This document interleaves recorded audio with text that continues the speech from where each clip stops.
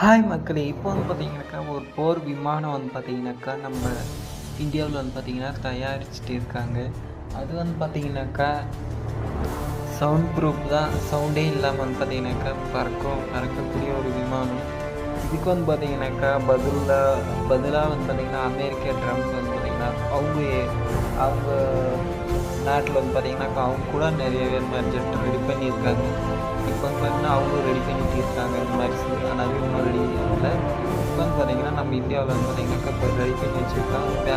பெங்களூர்ல தான் வச்சுருக்காங்க. அதாவது ஒண்ணு மட்டும் தான் ரெடி பண்ணி வச்சுருக்காங்க. அது வந்து பார்த்தீங்கன்னாக்கா, வெயிட்லெஸ்ஸாவும் இருக்கும். கொஞ்சம் மாமூலா இருக்கிற ஜெட்டோட இது வந்து பார்த்தீங்கன்னாக்கா, ஃபுல் வெயிட்லெஸ்ஸா தான் இருக்கும். அதுவும் இல்லாமல் வந்து பார்த்தீங்கன்னாக்கா, சவுண்ட் ப்ரூஃப் கூட மாமூலாக ஒரு ஜெட் பறக்குதுன்னா அதுக்கு வந்து பார்த்தீங்கன்னா ஃபுல் சவுண்டு இருக்கும்.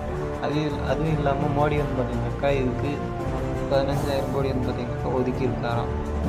எதுக்காகனா நம்ம இந்தியாவோட போர் விமானங்கள் அதுவும் இல்லாமல் இந்தியாவுக்கு பாதுகாப்புக்கு